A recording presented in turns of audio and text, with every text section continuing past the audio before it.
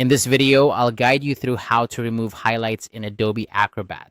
Whether you've highlighted important passages for a project or simply want to declutter your document, removing highlights is a task you can easily accomplish with just a few clicks. Stick around, and I'll show you exactly how it's done. To begin, open your PDF document in Adobe Acrobat. Make sure you're in a mode where you can edit or interact with the document. Once you've got your document open, you'll need to use the selection tool. This tool is represented by the arrow icon, usually found at the top of your toolbar. It's essential because it allows you to select and interact with various elements in your document, including highlights. Now, with the selection tool activated, navigate to the section of your document where the highlight is located. Click directly on the highlighted text. You'll notice that the highlighted area becomes selected, typically indicated by a change in color or a border around the highlight.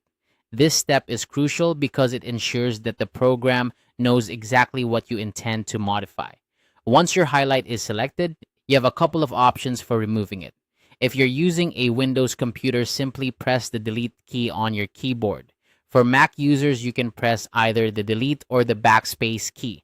Both of these actions will effectively remove the highlight from your document, leaving the text intact and unaltered. There's also an alternative method that works regardless of whether you're using Windows or Mac. If you prefer using the mouse, right-click on the selected highlight. This action will bring up a context menu. From this menu, you'll want to select the delete option. This method is particularly useful if you like to keep your hands on the mouse or trackpad, allowing for a seamless workflow. And that's all there is to it. By following these straightforward steps, you can quickly and efficiently remove any highlights from your PDF document in Adobe Acrobat.